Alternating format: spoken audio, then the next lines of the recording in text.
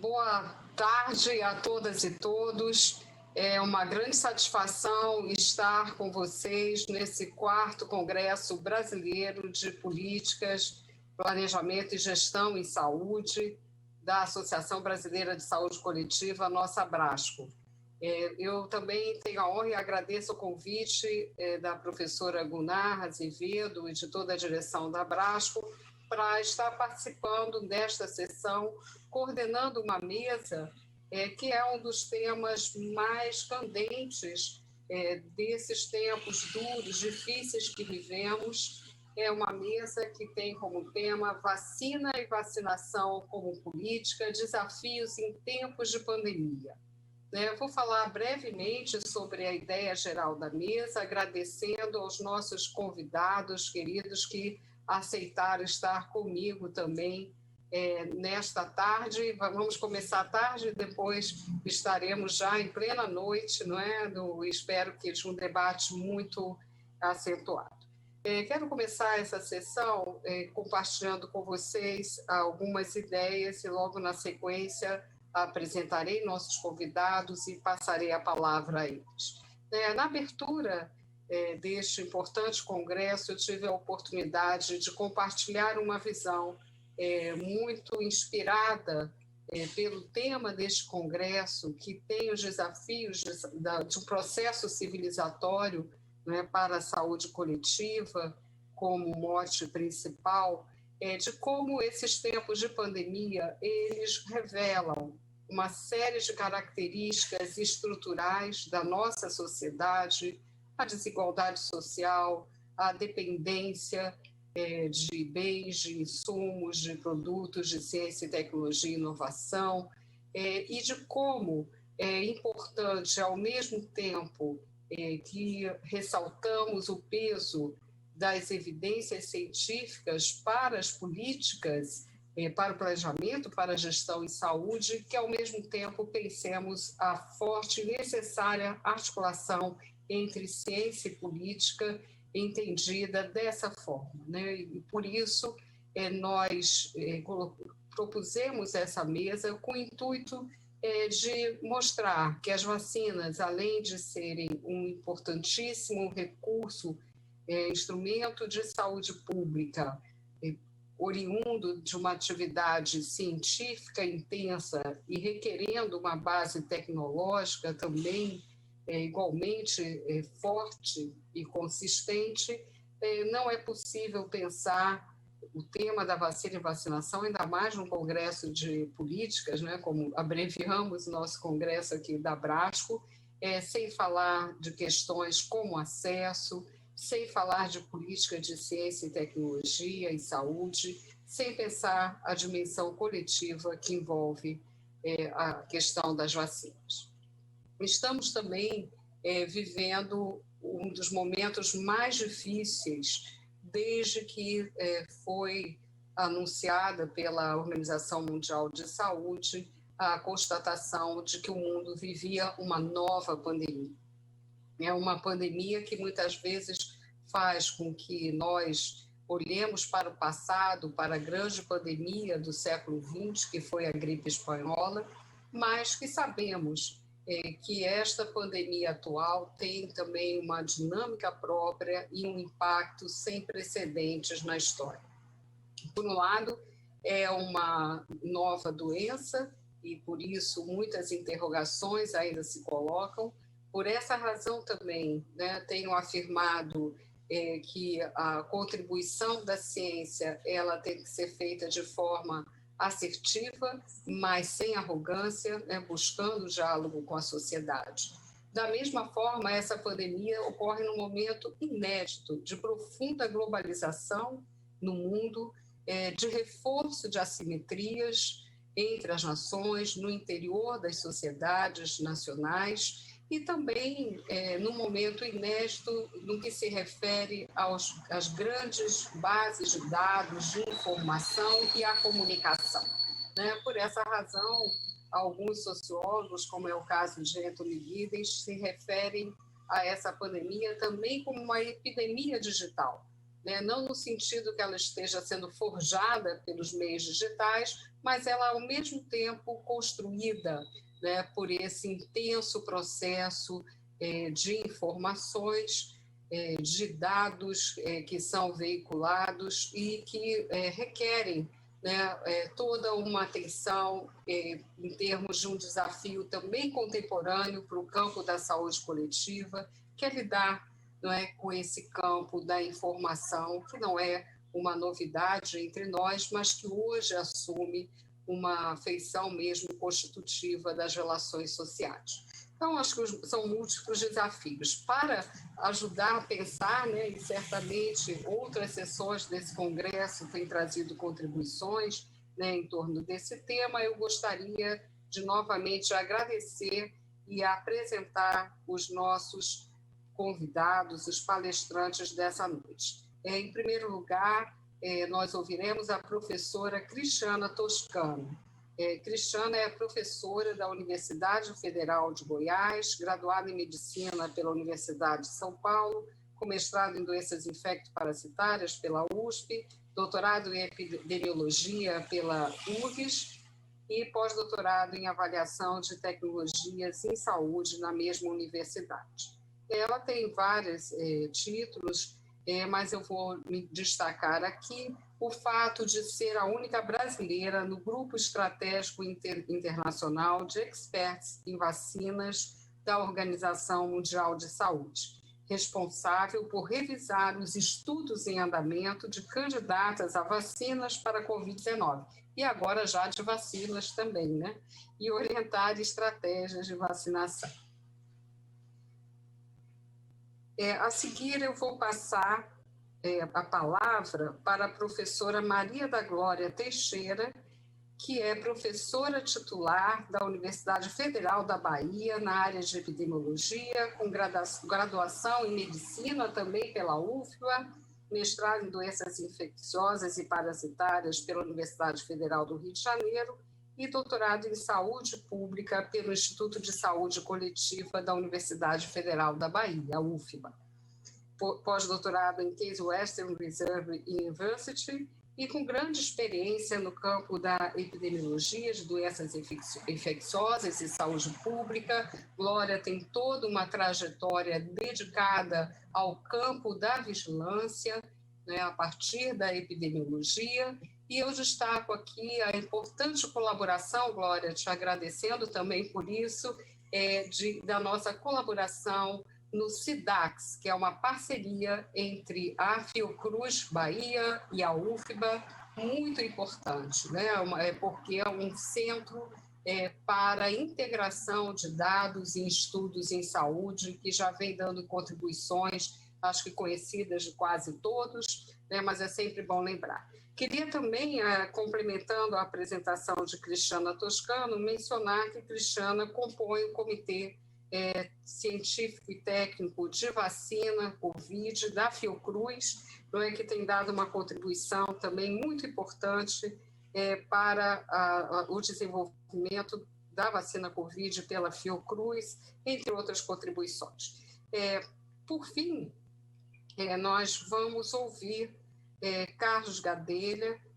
Carlos é pesquisador da Fiocruz, atualmente coordena o Centro de Estudos Estratégicos da nossa instituição, é líder do grupo de pesquisa sobre desenvolvimento complexo industrial e inovação em saúde. É professor da Escola Nacional de Saúde Pública, tem graduação, mestrado e doutorado em economia pela Unicamp, e tem acompanhado também os nossos trabalhos no Comitê de Vacina da Fiocruz. Carlos também tem uma ampla experiência em gestão, tendo sido secretário de Ciência, Tecnologia e Insumos Estratégicos do Ministério da Saúde e também secretário de Programas e Desenvolvimento Regional do Ministério de Integração Nacional e secretário de Desenvolvimento e Competitividade Industrial do Ministério do Desenvolvimento, Indústria e Comércio Exterior. Então, eu não sei se eu apresentei aos meus caros colegas e amigos, né, com tantos créditos, com tantas contribuições da forma mais adequada, mas acho que é importante, né, porque só nessa apresentação vocês todos podem ver de que maneira, não é, a mesa foi concebida para trazer conhecimentos dos campos da infectologia, da epidemiologia, da economia, mas sempre estabelecendo essa relação com as políticas de saúde. Então, em primeiro lugar, eu vou passar a palavra para a Cristiana Toscano e boa apresentação, Cristiana. Obrigada, Anísia. Obrigada a todos. É um prazer muito grande, uma honra participar dessa mesa hoje com vocês. Cumprimento a todos os participantes desse congresso que estão acompanhando essa discussão que vai ser bastante interessante. E boa noite à Glória, ao Gadelha. Acho que, antes de mais nada, é muito bom poder compartilhar esse debate e esses assuntos, esses temas tão relevantes nesse momento. Eu preparei alguns slides, eu preciso de uma autorização para compartilhar meus slides aqui para a equipe técnica, que eu estou sem a possibilidade de compartilhá-los, por favor.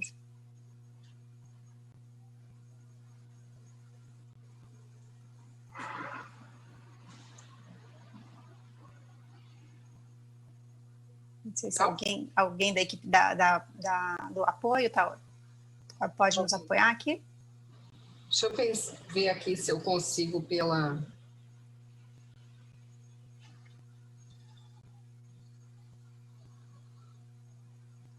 Acho que, enquanto isso, eu vou avançando. Se você conseguir,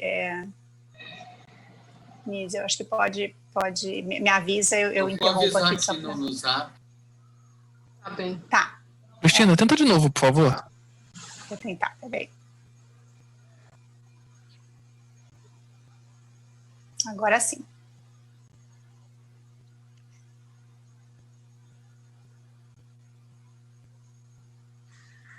Estão conseguindo ver? Ótimo. Perfeito. Então, obrigada, ótimo. Ótimo. Não, eu preparei alguns slides porque eu acho que facilita o alinhamento de algumas ideias e queria começar relembrando, né, é claro que o enfoque de hoje vai ser sobre as vacinas para a Covid, mas relembrando que as estratégias de vacinação e os programas de vacinação, enquanto uma política global de saúde, datam já da década de 1970. Então, desde 1970, a gente tem a implementação de vários programas de imunização nos países, e hoje em dia a gente tem programas com vacinas contra mais de 20 doenças implementados, e esses programas em todos os países do mundo compartilham estratégias, metas e indicadores comuns.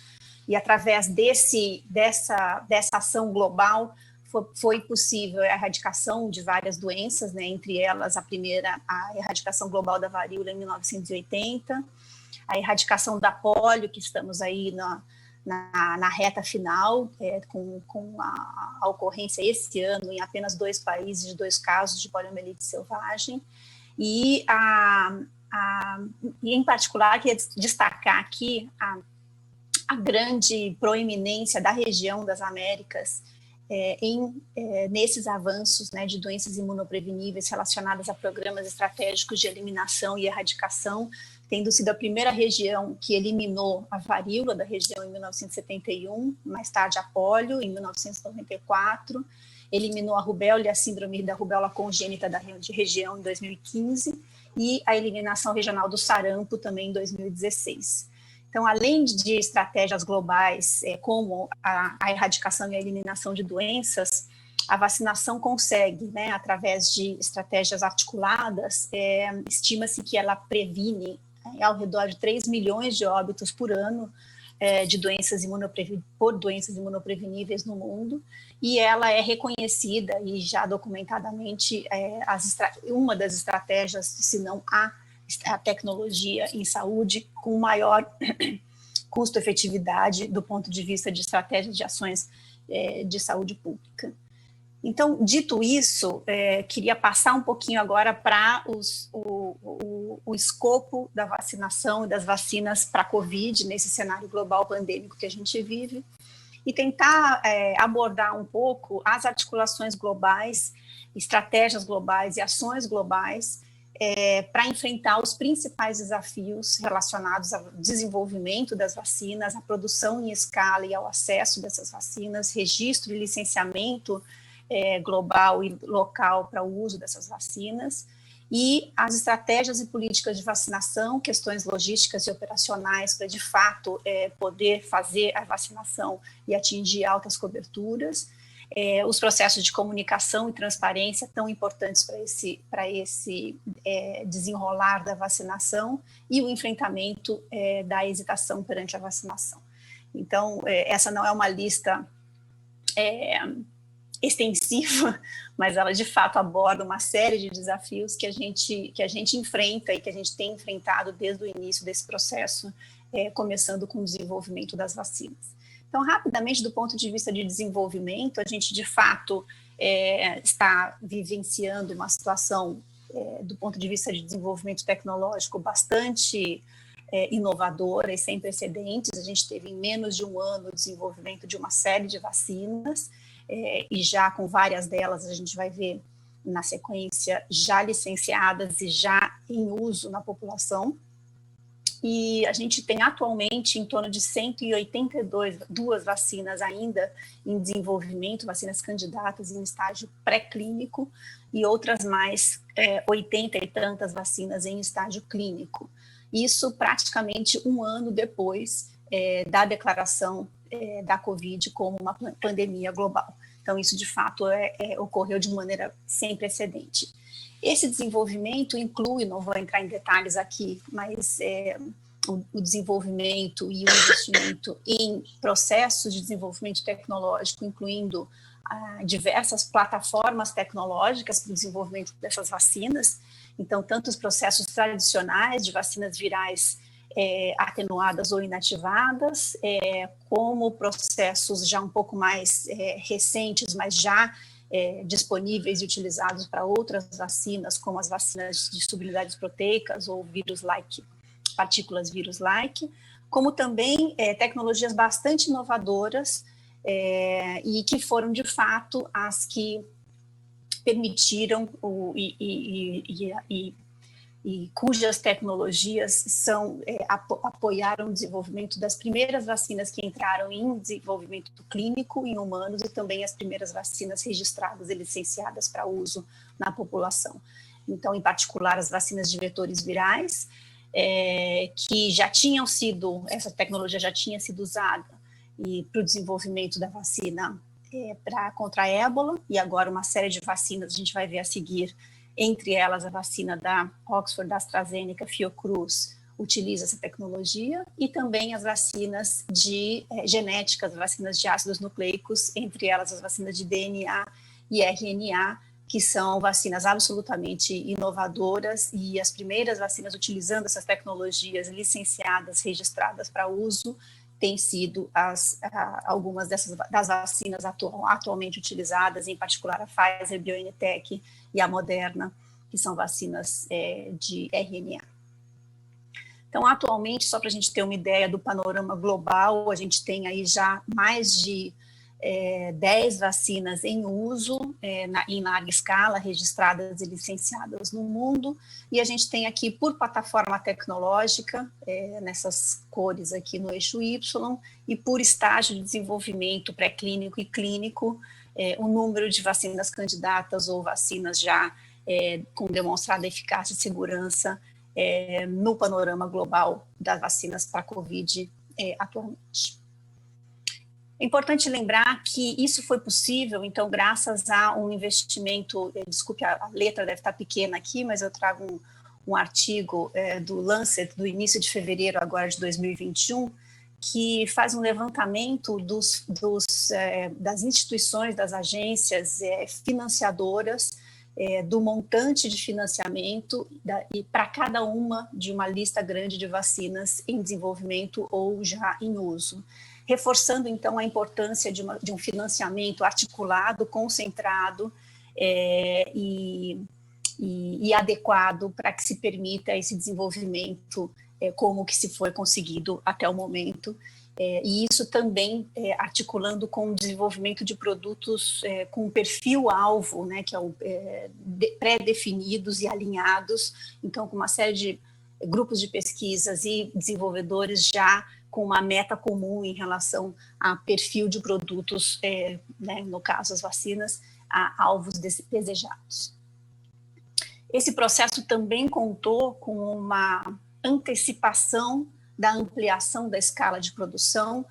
Esse é um artigo do New England Journal of Medicine do ano passado, que contrasta os dois modelos de desenvolvimento de vacinas. Aqui em cima o modelo tradicional de desenvolvimento de vacinas, em que a gente tem as etapas sequenciais, desenvolvimento pré-clínico, desenvolvimento clínico, licenciamento e só então a ampliação da escala de produção. E aqui embaixo a gente vê na tentativa e no entendimento de que apenas as vacinas, né, juntamente com as estratégias de distanciamento social, mas apenas com as vacinas a gente seria capaz de fato sair de um processo pandêmico como o atual. Desde o início se trabalhou com um modelo de desenvolvimento de vacinas com etapas em paralelo. Então, em particular, a ampliação da escala de produção foi antecipada e, a partir já dos estágios de desenvolvimento clínico de fase 2, já se ampliou as escalas de produção, já se implementaram contratos de compra antecipada de risco, entendendo que isso permitiria um encurtamento desse tempo necessário até, de fato, o acesso às vacinas, uma vez que demonstradas suas eficácias e seguranças. Bom, do ponto de vista de acesso, uma das preocupações desde o início em relação ao processo de desenvolvimento de vacinas para a Covid foi a preocupação, e pela experiência histórica também de pandemias prévias e de epidemias prévias, de que todos os países tivessem um acesso equitativo às vacinas em desenvolvimento. Nesse sentido, foi implementado, sob a coordenação da Organização Mundial da Saúde, com o apoio da Aliança Gavi e do CEP, a iniciativa ACT, que é a principal iniciativa multilateral de acesso não só às vacinas, que é o conhecido pilar COVAX, mas também a insumos diagnósticos e medicamentos, além de ter um apoio transversal para o fortalecimento de saúde, de sistemas de saúde dos países globalmente. Isso foi implementado em 2020, em particular o COVAX foi instituído em julho com uma proposta de um fundo de capitalização que captaria recursos para permitir o financiamento de vacinas através de mecanismos de financiamento como a AMC, que já foi utilizado pelo Gavi no passado para acesso dos países de baixa renda a vacinas mais novas e inovadoras. Então, isso permitiria o acesso, né, dos países de baixa renda, e a gente tem 75 países autofinanciando-se, então países como o Brasil, que ajuda a capitalizar o fundo, mas também garante acesso, através dessa iniciativa multilateral, às vacinas, a um portfólio de vacinas para si mesmo, e outros mais de 90 países de baixa renda, então baixa e média renda, que seriam então apoiados por esse mecanismo, e em geral esses países são países que não podem nem produzir e nem comprar, ou não poderiam, ou não conseguiriam nem produzir nem comprar vacinas individualmente. Esse mecanismo, então, ele é composto por um portfólio de vacinas. Existem 9 vacinas, né, algumas ainda candidatas, outras já documentadas e já registradas com documentação de eficácia e segurança já finalizada pelos estudos de fase 3, e já se iniciou agora em fevereiro a distribuição dessas vacinas para os países, inclusive para o Brasil. Então, revisando rapidamente as vacinas disponíveis e em uso, aqui eu preparei uma tabela muito sumarizada com dados obtidos tanto da literatura, da OMS e também de outras iniciativas que fizeram levantamento de preços acordados e preços sendo comercializados para cada uma dessas vacinas, né, através desses contratos. Então, a gente tem, eu elenquei aqui 8 vacinas, incluindo as 2 iniciais de mRNA, que foram inicialmente registradas, né, a Pfizer-BioNTech e a Moderna, que são as vacinas de maior preço, né, em torno de 30, 40 ou 30, 75 dólares por esquema, lembrando que todas essas vacinas, exceto a vacina da Janssen, são vacinas que requerem 2 doses para um esquema vacinal completo. Essas vacinas também têm uma exigência de armazenamento em cadeia de frio particular e mais complexa, sendo que a Pfizer-BioNTech requer um armazenamento a menos 70 graus Celsius e a Moderna a menos 20 graus Celsius, em função da questão de estabilidade do RNA. E essas vacinas têm também uma eficácia, e aqui lembrando, são eficácias relatadas, de difícil comparação, porque essas eficácias dependem muito da definição de caso utilizada um ensaio clínico e uma série de outras características específicas dos ensaios clínicos, incluindo a taxa de transmissão, a incidência da doença, o local de realização, mas com eficácias relatadas iniciais variando aí entre 50% a 95%, que foi o definido inicialmente pela Organização Mundial da Saúde em consulta pública internacional como o mínimo necessário para se registrar uma vacina contra a Covid. Lembrando que todas essas vacinas têm, quando considerada a eficácia contra doença grave, hospitalização ou óbitos, eficácias muito comparáveis e aí bastante altas, maiores de 90% a 95%. A gente tem também as vacinas então, de vetores virais, a vacina da Oxford AstraZeneca em parceria com a Fiocruz, variando aí no mercado internacional entre 3 a 8 dólares, 2 doses, também uma eficácia variando entre 62% e agora nos ensaios clínicos recentes divulgados essa semana até 79%, e todas essas com condições de armazenamento mais fáceis logisticamente, que são temperatura de geladeira, né, de 2 a 8 graus. A gente também tem, então, mais recentemente as vacinas da Janssen, vacina da Gamaleya, também 2 vacinas de vetores virais, e, por fim, as vacinas inativadas, vacina da Sinovac e Butantan, vacina da Sinopharm e vacina da Bharat Biotech, que é a Covaxin, essa com resultados de eficácia apenas divulgados em nota de imprensa, ainda não publicados os estudos de fase 3. Então, a gente tem uma gama grande de vacinas, a gente tem outras que estão por vir, a gente provavelmente vai ter aí a 2ª, 3ª geração de vacinas que vão ser disponibilizadas também logo mais, mas a gente tem uma ampla gama de vacinas já disponíveis e já em utilização global por diversos países. E só comparativamente, quando a gente avalia, então, a eficácia da vacina, dessas vacinas contra a Covid, a gente tem uma eficácia variando aí entre 60% e 95%, que são eficácias bastante boas quando comparadas com as estimativas de eficácia e efetividade de várias outras doenças imunopreveníveis, cujas vacinas estão disponíveis nos programas nacionais de vacinação. Cristiana, 3 minutos, tá bem? Tá ótimo. Bom, eu queria passar rapidamente em relação ao processo de registro e pré-qualificação. A Organização Mundial da Saúde tem trabalhado bastante no sentido de harmonizar o processo de registro e licenciamento das vacinas de Covid, e a própria Organização Mundial da Saúde tem um processo chamado de pré-qualificação, que é um registro que permite a compra e a distribuição de vacinas através de fundos internacionais para países que compram através de Unicef, Gavi ou a própria Organização Mundial da Saúde.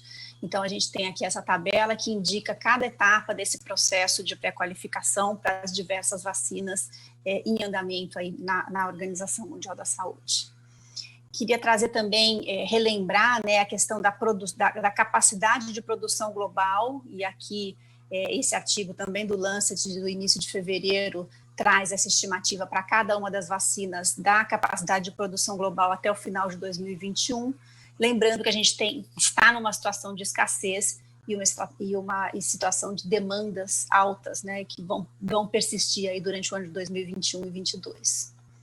E falar rapidamente, antes de finalizar, das estratégias globais de vacinação que perpassam para todas as vacinas e são estratégias definidas por Comitê Consultivo da Organização Mundial da Saúde, e para orientar políticas e estratégias de vacinação nos países. E o grupo de vacinas Covid foi conformado em final de maio, e já elaboramos aí uma série de diretrizes para políticas de saúde, estratégias de vacinação para Covid, incluindo priorização de populações para serem vacinadas, dados principais a serem considerados e evidências críticas para definição de estratégias de vacinação e considerando todas as evidências disponíveis, como a Nízia colocou no início dessa discussão, as recomendações específicas por cada produto.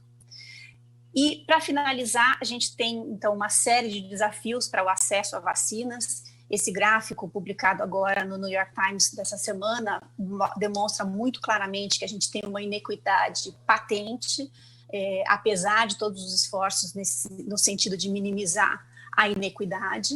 A gente tem desafios não só, passados os desafios do desenvolvimento e produção, na alocação, na possibilidade de compra e, de fato, na disponibilização e aplicação das vacinas em todos os níveis, e aí principalmente nos países menos favorecidos. E no Brasil, a gente tem já estabelecidos, através ou de estratégias multilaterais ou de estratégias bilaterais, com transferência de tecnologia, a vacina da Oxford AstraZeneca, em parceria com a Fiocruz, que já começou a ser administrada a partir de meados de janeiro, e também a vacina da Sinovac com o Instituto Butantan. Além disso, a gente tem as iniciativas multilaterais via COVAX, com 42 milhões de doses até o final desse ano de 2021, e recentemente foi então informado pelo Ministério da Saúde que vacinas adicionais, através de compra direta de 4 vacinas, 2 delas já registradas pela Anvisa e 2 delas ainda não registradas pela Anvisa, foram finalizadas esta semana passada, de semana de dia 15 de março. Então, acho que só para finalizar, a gente tem ainda uma série de desafios, em todas aquelas etapas do processo de acesso, desde o acesso até, de fato, a vacinação, e as estratégias globais têm se mobilizado, os países financiadores, desenvolvedores, reguladores, para tentar minimizar todos esses desafios e facilitar esse processo todo.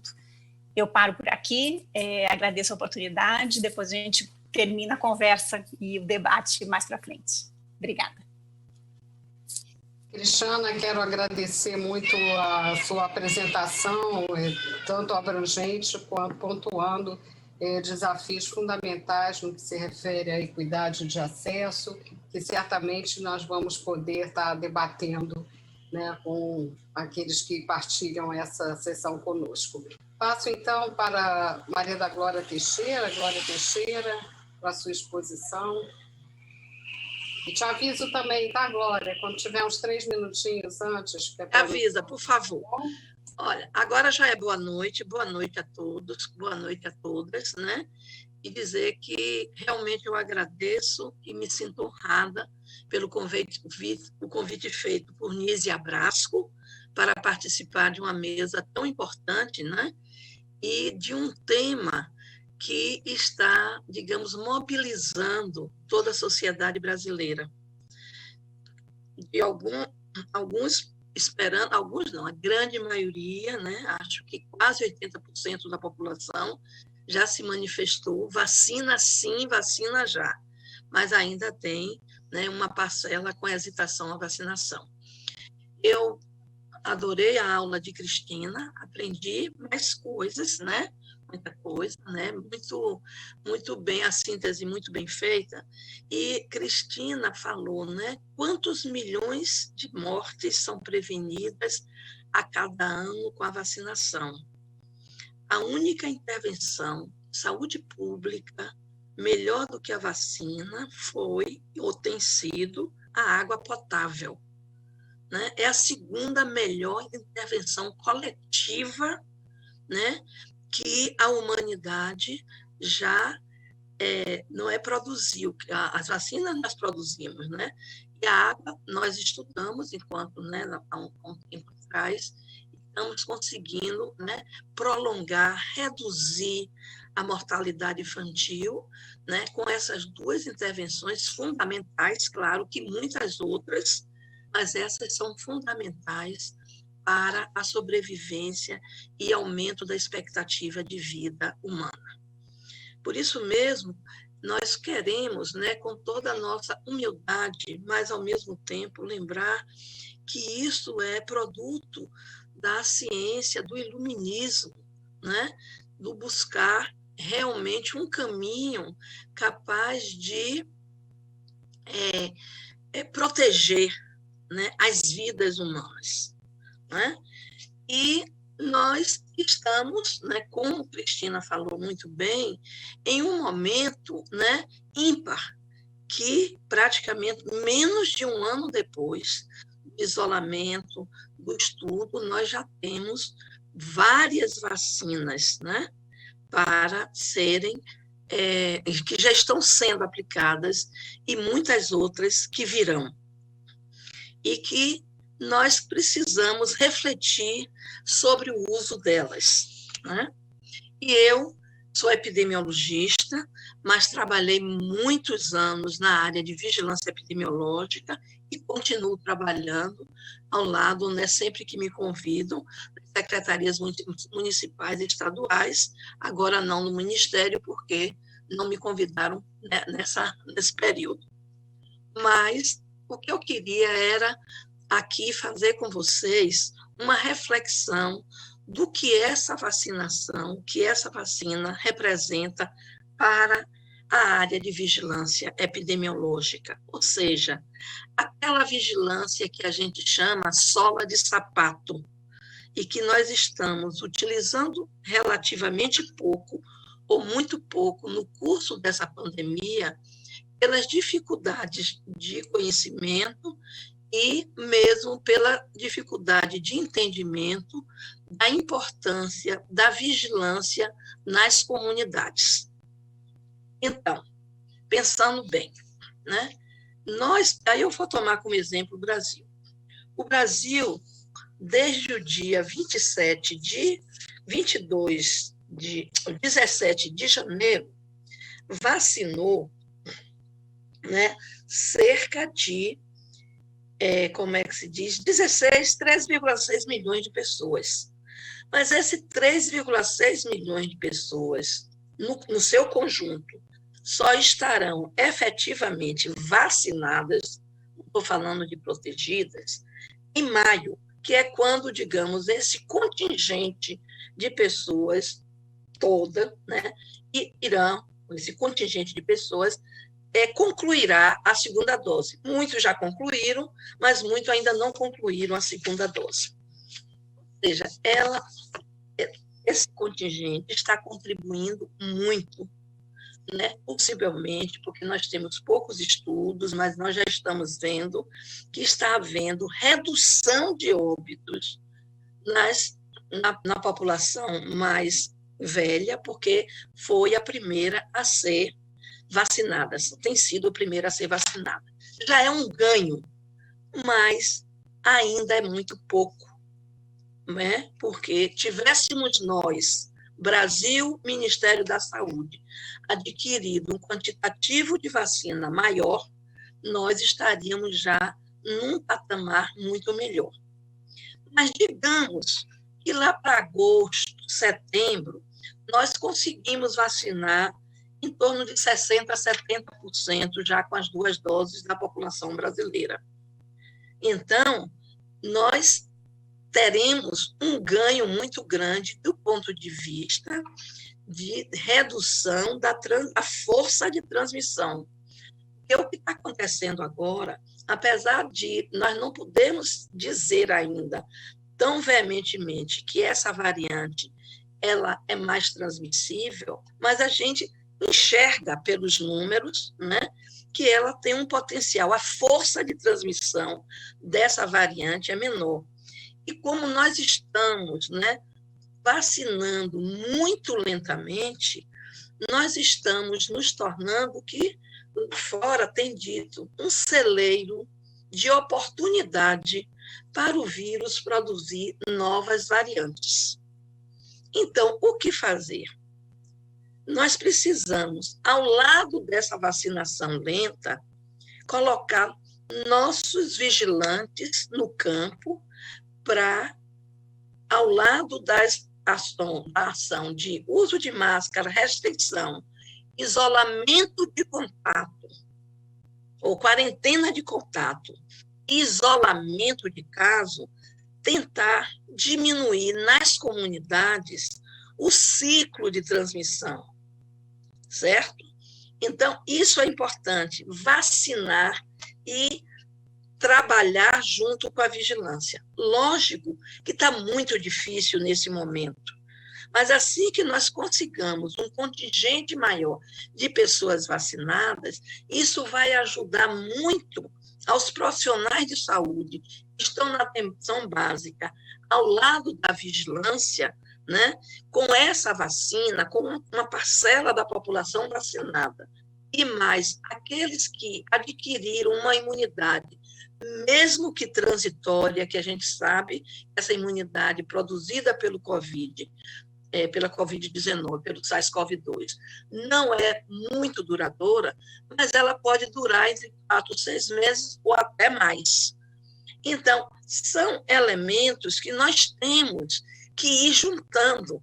E elementos quer dizer fatos que podem nos ajudar a atravessar esses meses, né, tão difícil, particularmente esse mês de março, tão difícil. Então, nós precisamos vacinar para dar um apoio, porque, infelizmente, ainda não temos, né, uma vacina de bloqueio. Por quê que nós não dispomos ainda? Porque, vamos dar o exemplo do sarampo. No caso de sarampo, nós podemos fazer um bloqueio vacinal, porque a vacina de sarampo, além de ser uma das mais efetivas, dá em torno de 95% de efetividade.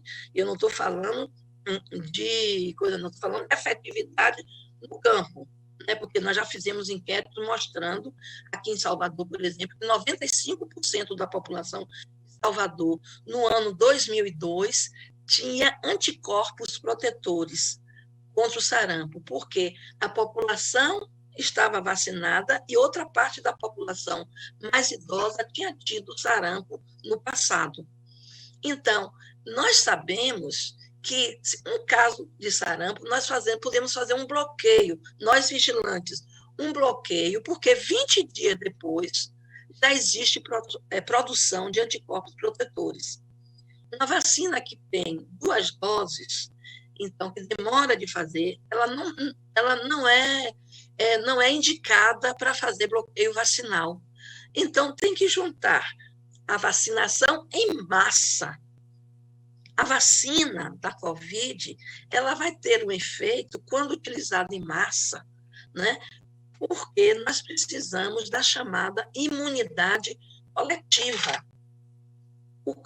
Imunidades também chamada imunidade de rebanho, imunidade de grupo, que é quando o coletivo, por ter anticorpo, reduz a chance daqueles que não têm anticorpos, né, de se infectar.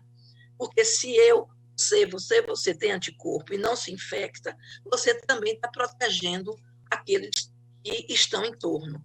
E essa imunidade coletiva, ela só virá com vacinação em massa. Então, nós temos que continuar a nossa luta, sensibilizando os governos, né, inclusive com esse consórcio de governadores, para fazer uma vacinação em massa. Lógico que foi correto vacinar os mais idosos por terem maior letalidade.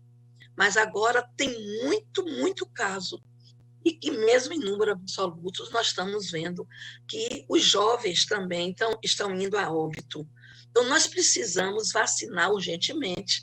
E concluir, Cristina, porque começou há pouco tempo, né, o estudo de fase 3 em menores de 18 anos, para poder a vacina ajudar todos nós, né, a população, ajudar o Brasil e ajudar todos os outros países que já estão vacinando de forma muito mais célere, né, a produzir a imunidade de grupo para não dar tanta oportunidade a esse vírus de fazer variante, porque ele faz a variante, não é porque ele tem oportunidade de estar, né, se reproduzindo, né, no ser humano.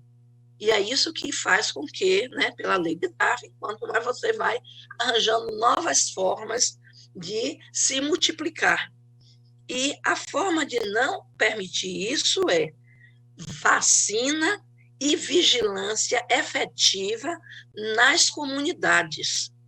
Mas a vigilância só pode ir nas comunidades, porque nesse momento a própria vigilância, mesmo com os aparatos, está difícil, porque é tanto caso que a mão de obra é insuficiente e as dificuldades de isolamento e de quarentena domiciliar são muito grandes.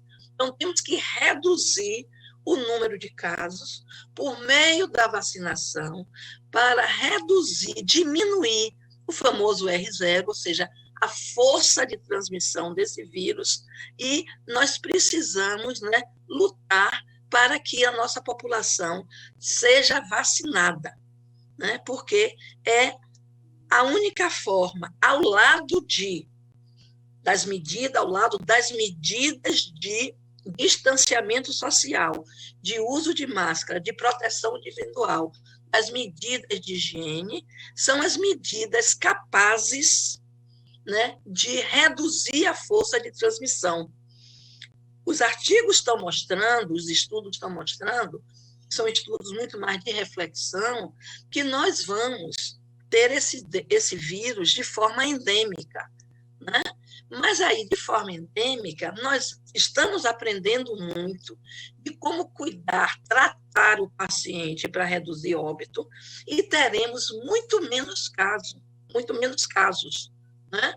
Lembrar, por exemplo, que a vacina contra a influenza, ela pode, muitas vezes, não impedir a transmissão, e o idoso ou uma pessoa mais vulnerável por problemas imunológicos adquirir a infecção, mas se ela está vacinada, ela tem muito menos pneumonia, e teve um impacto muito grande na redução da letalidade da doença. Então, são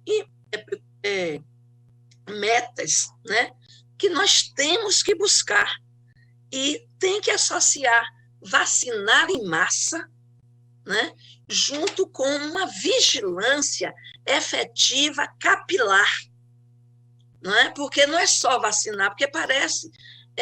outro dia, Naumar estava dizendo, meu colega e professor, que parece que a gente está, ao ir vacinar, principalmente nós velhos, estamos correndo atrás de um remédio individual. Lógico que é importante que eu me vacine, né?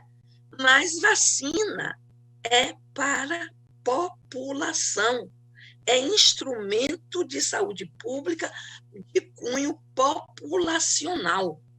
Então, não é um remédio, não é uma quimioprofilaxia, é um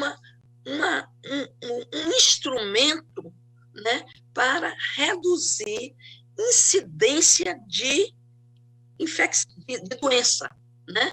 Incidência de infecções. Então, eu estou falando isso porque, às vezes, a gente esquece, né, de que nós temos, fantástico, né, o avanço que a ciência fez, né, está fazendo com essa vacina, mas que nós temos uma série de questões que nós temos que refletir e buscar soluções. E soluções, muitas vezes, das antigas, aliadas às novas soluções que aprendemos nessa epidemia, né?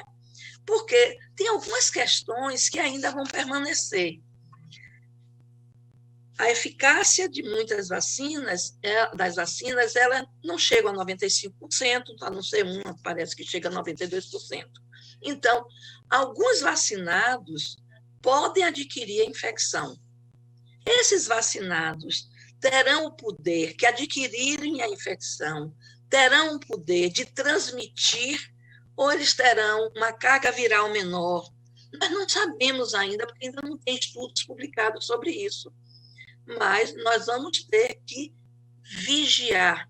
Vigilância e controle significa acompanhamento, né, no longitudinal, porque vai ter os estudos feitos pelos cientistas, vai ter os estudos feitos pelas empresas, e deve ter, né, os estudos feitos nas experiências concretas dos espaços, principalmente espaços urbanos, onde onde o vírus mais se reproduz.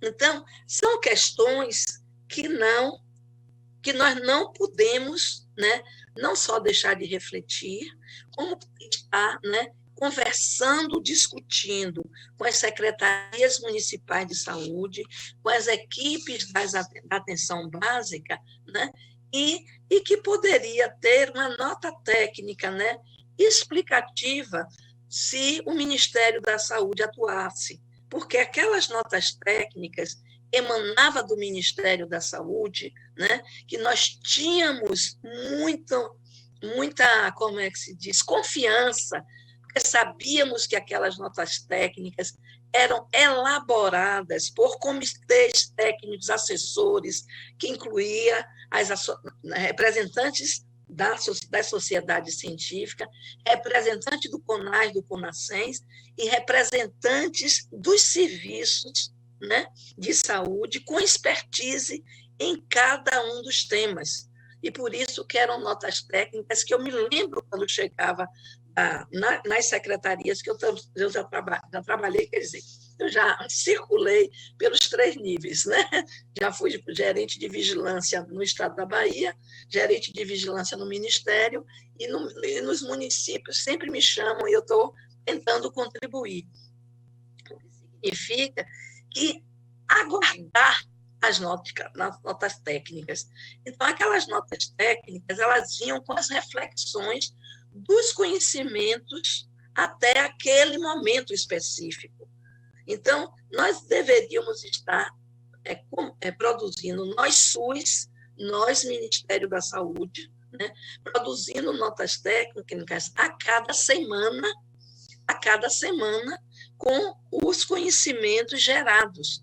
E para a vigilância, gente, conduz, né, o trabalho concreto no dia a dia, é fundamental. Nós precisamos produzir notas, mesmo que seja pelo CONAS ou CONASEMES, já que está tão difícil, né, de ativar todos os comitês técnicos assessores do Ministério da Saúde foram destituídos e ficam agora fragmentando para lá e para cá. Nízia está me avisando que parece que meu tempo já terminou, né? É que quando eu começo a falar eu fico empolgada.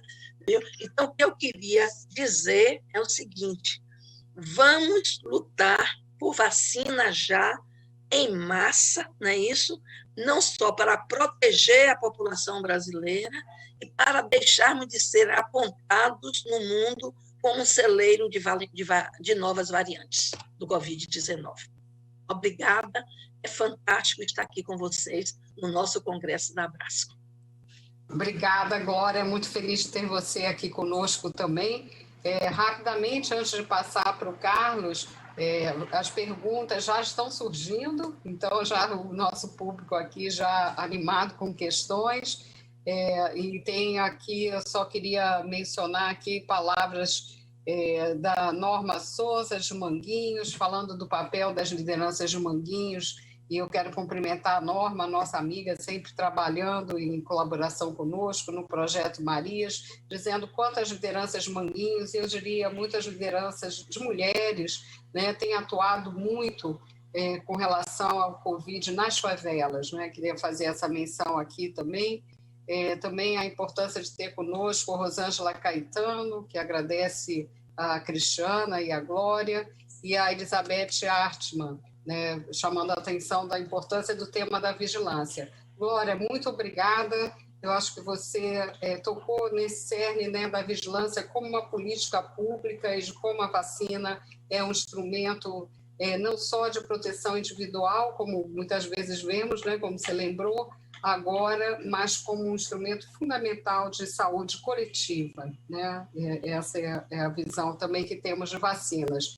E aproveito antes de passar para o Carlos para convidar a todas e todos a visitarem o nosso portal da Fiocruz. Está com uma página específica, né, uma seção específica para vacinas, com notas diárias atualizando, sobretudo sobre a vacina Oxford AstraZeneca Fiocruz, a vacina Covid-19 Fiocruz que temos produzido. E chamar a atenção também que já existem alguns estudos de efetividade, eu tenho acompanhado mais particularmente com a nossa vacina, mas na Escócia foi feito um estudo envolvendo as duas vacinas que estão sendo usadas lá, que são a vacina Oxford AstraZeneca e a vacina da Pfizer, e demonstrando uma efetividade em campo, como disse a Glória, né, porque é um país que vacinou bastante, bastante alta em relação à redução das hospitalizações, né, uma questão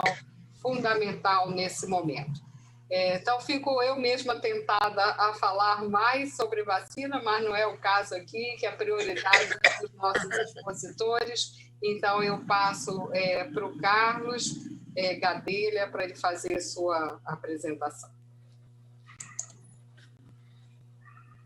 Bom, primeiro eu queria muito agradecer o convite da Nízia e estar aqui com a Cristiana e a Glória Teixeira. Eu adoro estar em minoria de gênero, tá? Eu gosto muito, me sinto bem. E talvez eu vou puxar um pouco... Já me conquistou. Talvez eu vá puxar um pouco aqui o lado mais cruel ou desafiador do mundo das vacinas, né? Que remete para a relação saúde e desenvolvimento. E eu vou tentar falar de 3 tópicos. Eu trouxe uma apresentação, já compartilho, mas dar alguns dados, algumas informações sobre a dinâmica global, econômica, competitiva no campo das vacinas, que remete para uma certa geopolítica das vacinas. Falar um pouco das políticas públicas, o modelo da encomenda tecnológica, das parcerias de desenvolvimento produtivo, como eles são complementares e interdependentes. E vou tomar a liberdade, talvez até para querer o apoio da nossa organizadora aqui, de falar um pouquinho, no final, se der tempo, de alguns aspectos conceituais que remetem para a relação entre saúde e desenvolvimento, já que a gente está no congresso aqui da Abrasco para pensar política, planejamento, gestão em saúde. Eu estou aqui com um livro organizado pelo Gilberto Rockman e Elísia Trindade Lima, e eu não resisti, e no finalzinho, né, a nossa coordenadora, a dialogar um pouco com a literatura, os médicos e intérpretes do Brasil, dialogar um pouquinho com eles, só um pouquinho no final, se o tempo permitir. Né? Isso já trouxe como algo final, considerando o escopo do Congresso e de como que a gente sai de uma visão decisiva da vacina para a gente pensar essa relação saúde e desenvolvimento tão importante para pautar as políticas públicas, né? Até tomando o nome aqui da nossa mesa, né, da vacina como política de vacinação. Deixa eu compartilhar aqui a tela para poder entrar. Bom, a ideia, então, é que a gente possa fazer essa discussão, aceitando a provocação feita de pensar a vacina e vacinação como política. Portanto, a gente tem que analisar os interesses, né, e não né, que estão por trás da vacina no contexto atual. Né? Eu começo aqui começo aqui com esse slide, né, do Jonas Salk, né, que inventou a vacina, e ele foi feita uma pergunta para ele: quem detém a patente da vacina? E ele, em defesa da vacina como bem público, retrucou: você poderia patentear o sol? A vacina talvez seja aquele produto que mais simboliza uma visão de saúde pública, de acesso universal, de bem público universal. E esse contexto, né, desafortunadamente, hoje, a vida do capital e a vida das estratégias empresariais e competitivas existentes fazem com que a gente veja, 67 anos depois, como a vacina se apresentam, e eu vou mostrar os dados, como segmento econômico central da saúde e para o exercício do poder na geopolítica global do conhecimento. E isso tem uma interferência brutal na questão da equidade e do acesso, senão não traria aqui para a gente conversar sobre isso. Bom, o mundo da saúde, o que tem ocorrido? Esse aqui é um retrato das patentes em saúde, as assimetrias globais de saúde. Olha a velocidade que cresce, o domínio das patentes pelos 10 países líderes em patenteamento no campo da saúde como um todo. 88% das patentes são concentradas em 10 países e num conjunto muito restrito de empresas. A patente da saúde hoje será o produto e o insumo de amanhã. Portanto, a gente está num mundo de assimetrias e no mundo de desigualdade espacial, territorial e social, que a tendência que os dados mostram é se acirrar, envolvendo biotecnologia, produtos farmacêuticos, equipamentos, inclusive no campo da inteligência artificial e do uso das novas tecnologias de informação e comunicação, como o Big Data.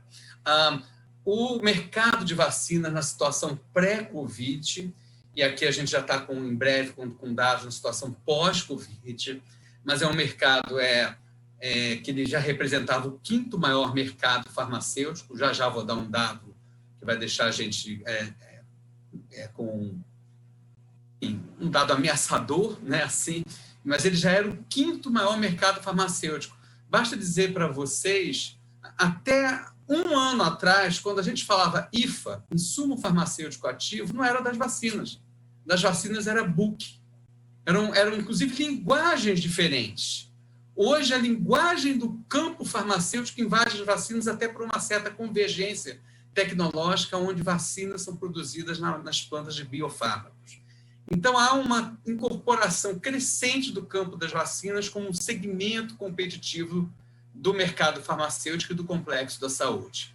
Do ponto de vista do faturamento, aqui mostra que apenas 4 empresas lideram quase 90% do mercado global de vacinas. Isso quando a gente entra, mas a gente já vê a Sinovac ali, antes da situação das vacinas, ou seja, o mercado, na linguagem econômica, fortemente oligopolizado, onde a estratégia de vacinação global depende de um conjunto de estratégias competitivas de um conjunto muito restrito de empresas.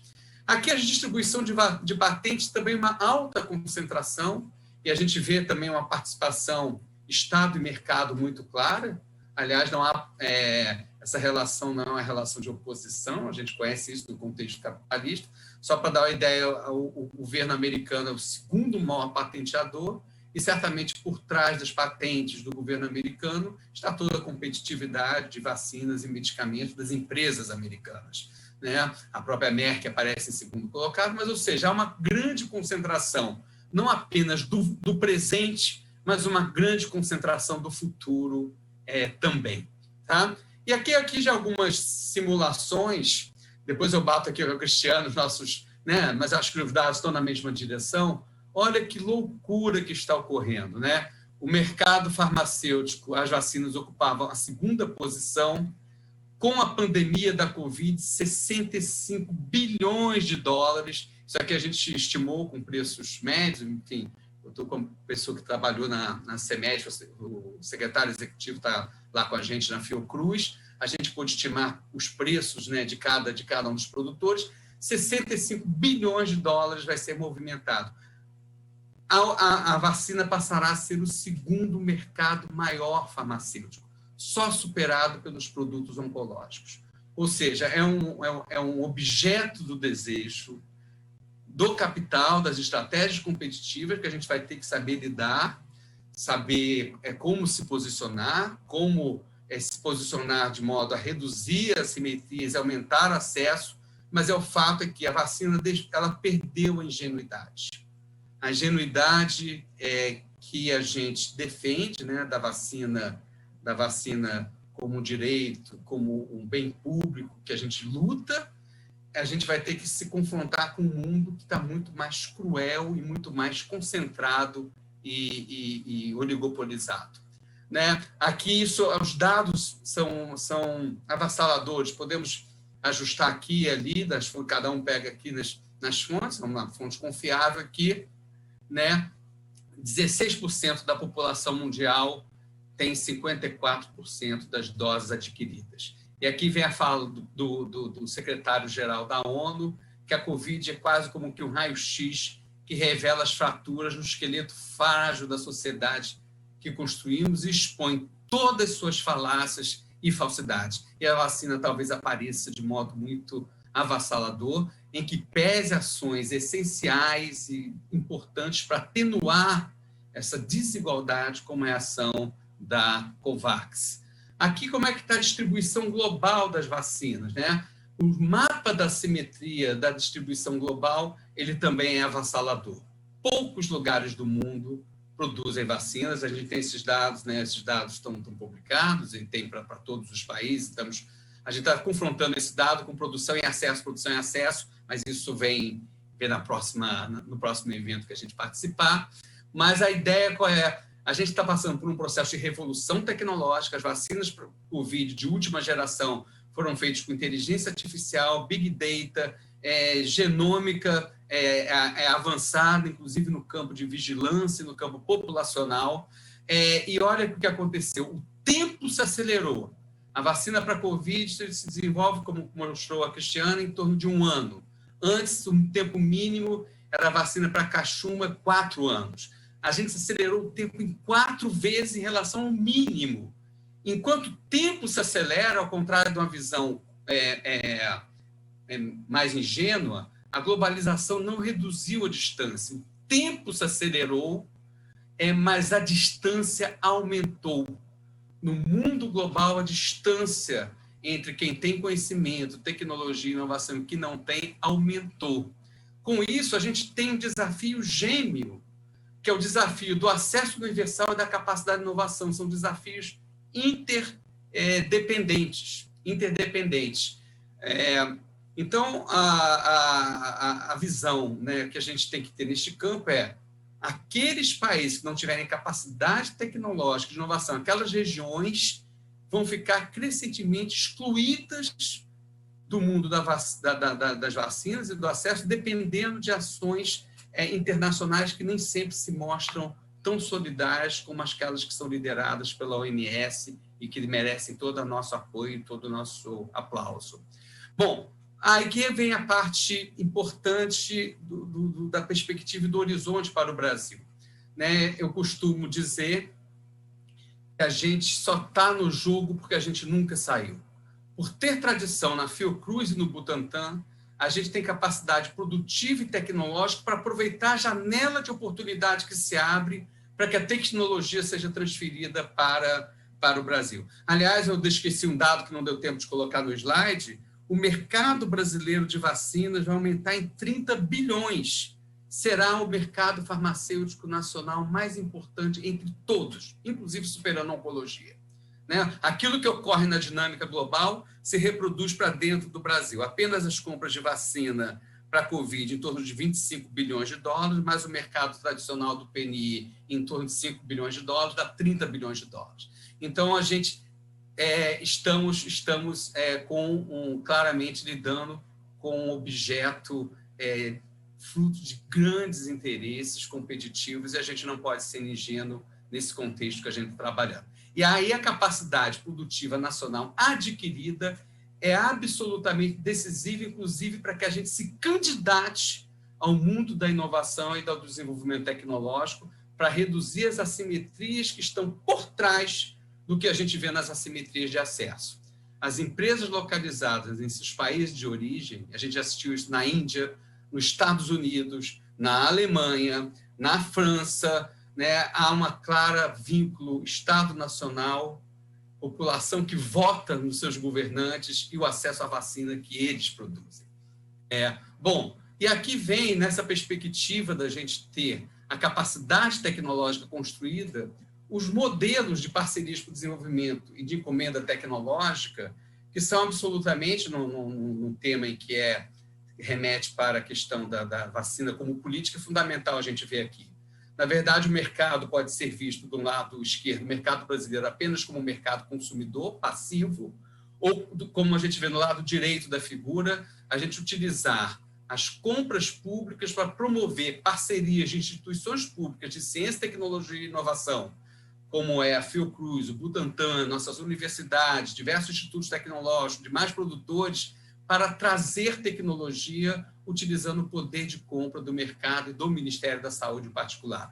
A articulação à direita é a articulação que trata a vacina como uma área estratégica de desenvolvimento, de soberania mesmo tecnológica e de conhecimento para que a gente trabalhe. No lado da esquerda, é o mercado brasileiro. A gente não cumpre a Constituição, o mercado não é visto como patrimônio nacional e a gente vira um mero mercado consumidor.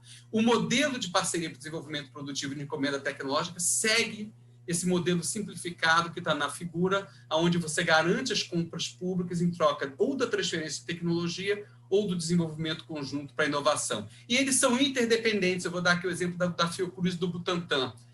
O fato da Fiocruz ter feito parcerias para o desenvolvimento de biofármacos, produtos já existentes por transferência de tecnologia, permitiu a Fiocruz, na mesma base tecnológica da transferência de tecnologia, participar do esforço de inovação global na encomenda tecnológica da vacina para Oxford.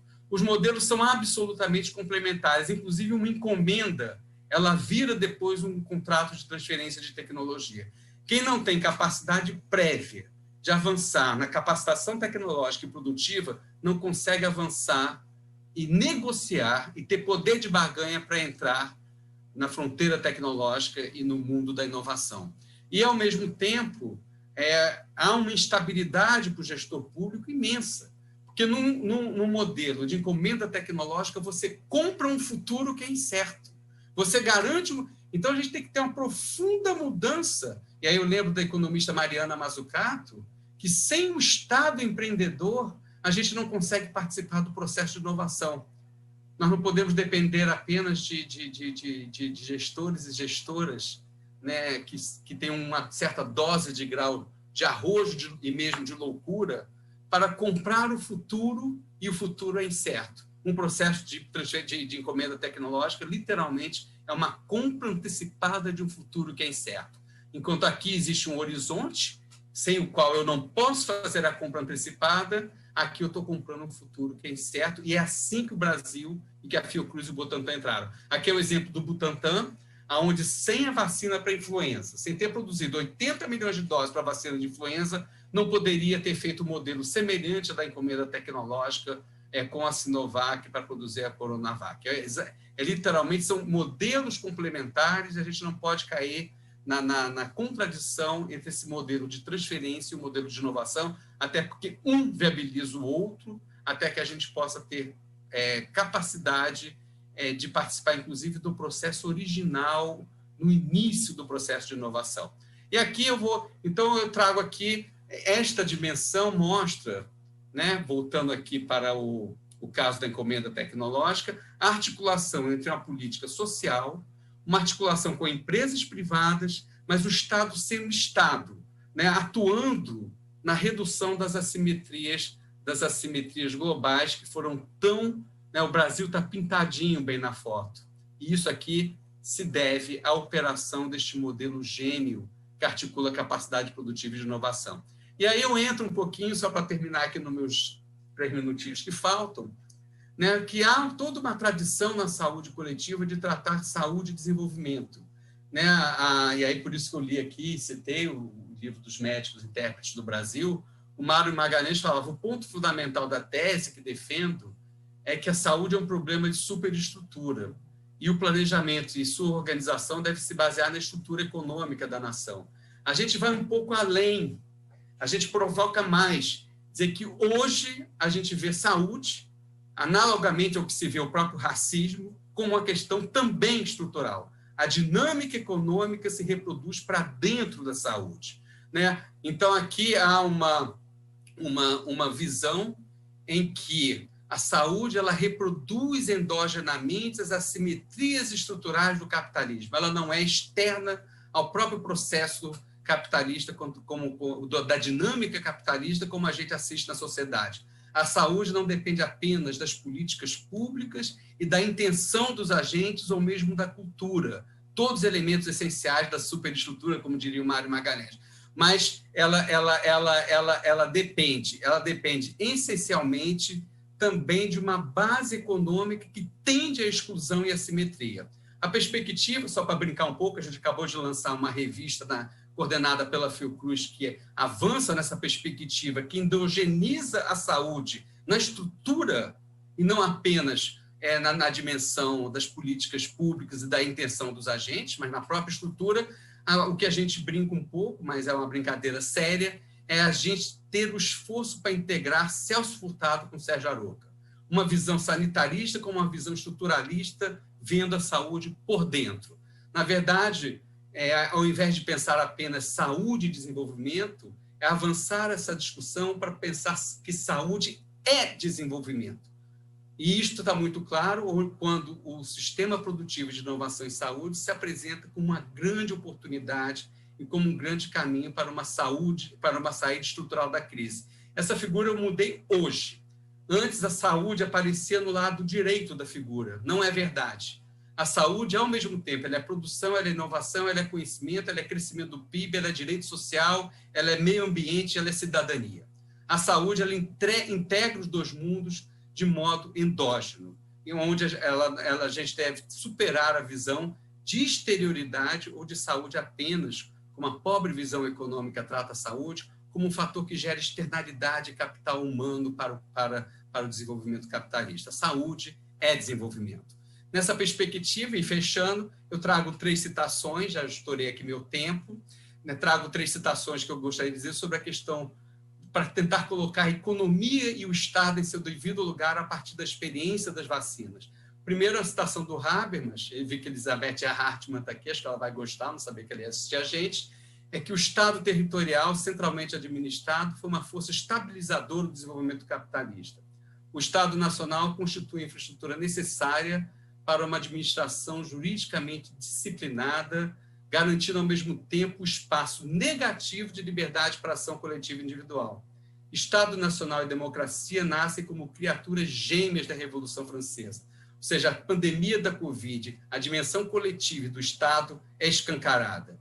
O Keynes, brincando com a visão individualista da organização da sociedade, ele cita que o capitalismo é a mais impressionante crença que o mais insignificante do ser humano individual vai fazer a mais insignificante coisa para o bem de todos, ou seja, não virá da ação individual isolada o bem coletivo.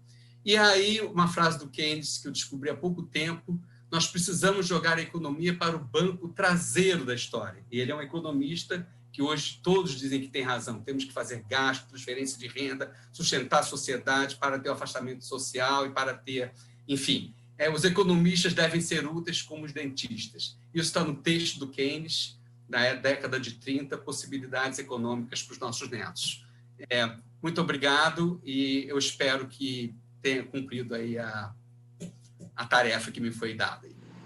Obrigadíssima, Carlos, por sua exposição também. Eu acho que aprofundando pontos tão importantes, né? Nós que defendemos a vacina como bem público, vemos aí a saúde como um negócio altamente lucrativo, a questão da iniquidade que a Cristiana finalizou na apresentação dela, vista com esses números tão contundentes, e também por estar trazendo essa articulação de um pensamento econômico que parece tão distante, né, e que essa pandemia coloca em muita evidência a importância de retomarmos vários autores clássicos da economia, de uma economia pensada, associada a desenvolvimento, como você trouxe, além de Keynes, o Celso Furtado, com Sérgio Aroca. A combinação é ótima, gosto muito dos dois, essa parceria maravilhosa. E eu acho que assim, tem desafios muito importantes, não é, para pensarmos nessas 3 apresentações de vocês. Eu queria agradecer muito, né, a ideia da vacina e da vacinação como político. Eu acho que foram contempladas em falas diversas, mas complementares, não é, que colocam essa dimensão do bem coletivo, do bem público, né, como eixo orientador. Também eu vou passar aqui para dar tempo aí aos comentários. Eu mesma vou fazer perguntas a vocês, mas rapidamente eu vou só mencionar comentários que chegaram aqui ao nosso chat para valorizar a presença de todos, né? Gunnar, nossa presidente, dando parabéns aos 3 expositores. Elizabeth Artmann, mencionando aqui, também ela gostou de ter trazido Habermas, Carlos, que não há nenhuma visão ingênua e que ele reconhece a força do sistema e reforça também a questão da democracia. Cristiane Machado, desculpem, falando da importância da mesa como um todo, das apresentações complementares, informações que mostram as tensões entre a compreensão da vacina como bem público e como produto de altíssimo interesse de mercado, expressa nas assimetrias no desenvolvimento e produção e nas desigualdades do acesso. Também a professora Carla Espanhol, também agradecendo e parabenizando as exposições, mencionando que elas ajudam a esclarecer informações muito equivocadas que circulam nas redes sociais. Então, eu creio que mais comentários, Regina Vicente, agradecendo, parabenizando a palestra de Glória. Enfim, eu acho que além dos parabéns mais do que merecidos, né, e dos comentários de natureza mais geral, nós temos também perguntas que eu vou passar para vocês e Desculpem, a apresentadora é um pouco enrolada, mas vamos chegar lá. Pronto. Nós temos 2 perguntas, né, dirigidas aqui a vocês e eu também queria fazer um comentário e 2 perguntas que aí vocês ficam à vontade para responder. Né? O seu comentário que eu gostaria de fazer é com relação a esse tema, até que a Glória colocou as notas técnicas, né? O nosso papel no esclarecimento. Eu creio que isso é muito importante. Como eu disse, fala-se que nós estamos numa epidemia de informação, mas há informações e informações, e é muito importante, principalmente instituições, comunidade científica com credibilidade, de estar orientando, de estar informando, o que não é uma tarefa trivial. Queria colocar para vocês uma pergunta, não é? Tem se falado muito que deveria haver, diante dessas iniquidades no acesso e na própria produção das vacinas, e como o Carlos mostrou, é muito bom que o Instituto Butantan e a Fiocruz possam dar essa contribuição. Isso vem de uma base, né, como já foi muito bem colocado aqui pelo Carlos, mas se coloca muito a questão que, nesse momento, deveria haver uma deliberação de caráter geral, não só pela Organização Mundial de Saúde, mas no âmbito da própria ONU, pela quebra de patentes ou pelo fim das patentes em tempos de pandemia de Covid, pelo menos no que se refere a vacinas e a medicamentos para Covid, que até agora nenhum foi validado, né, cientificamente. Então, eu queria colocar essa questão para vocês. Vocês veem que essa é uma pergunta que o público sempre faz e é bom ter a visão de vocês. Vocês consideram que seja a ideia de quebra de patentes ou de uma moratória, né, de patentes, como a Organização Mundial de Saúde vem colocando, que é um bom caminho? A outra pergunta que eu gostaria de fazer também, eu acho que mais aí no caso para a Cristiana e para a Glória, é com relação à aceleração nesse tempo de pesquisa e produção da vacina e a sua eficácia, principalmente segurança, né? Essa também é uma questão recorrente. Eu creio que vocês duas poderiam falar um pouco sobre isso. Cristiana tem justamente participado desse debate no âmbito da Organização Mundial de Saúde e a Glória também tocou nessa questão. E aí eu vou passar as perguntas, as duas perguntas que vêm do nosso público. Norma Souza pergunta: por que as pessoas com deficiências não entraram como prioridade nas primeiras doses da vacina da Covid-19? E uma segunda pergunta, vinda da Elizabeth Artman: enquanto a vacinação não atinge o percentual necessário de proteção, é preciso medidas restritivas para reduzir o contágio. Como convencer a autoridade e atores envolvidos nesta decisão para sairmos dessa situação trágica e evitar tantas mortes? Então, essas são as questões. Deixa eu ver se chegou mais alguma. Sim. Eu estou passando em bloco, porque aí eu acho que vocês podem responder e já fazer a saudação final pelo tempo, tá? E vocês também têm...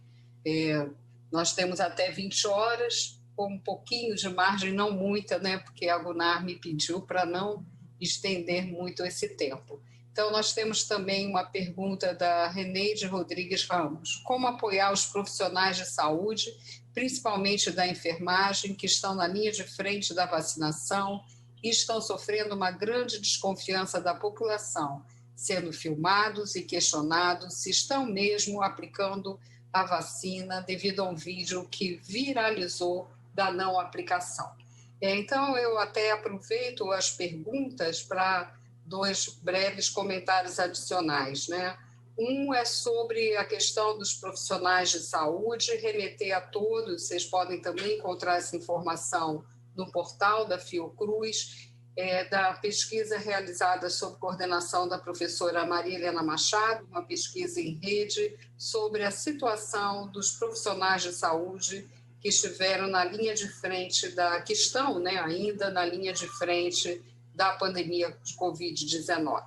Né? Então, eu quero remeter a esse estudo e nessa fala aqui também mencionar o dia de luto que estamos vivendo hoje, quando está sendo anunciado o registro de, em 24 horas, nós termos mais de 3.200 mortes. Né? Então, acho que é um fato que nos causa grande pesar, e apenas discussões e ações, né, que vêm dessas discussões, como as de hoje, nos dão ânimo, né, para seguir nesse caminho com diferentes estratégias, entre elas uma estratégia tão vital, né, vital, literalmente, neste momento, como é a da vacinação.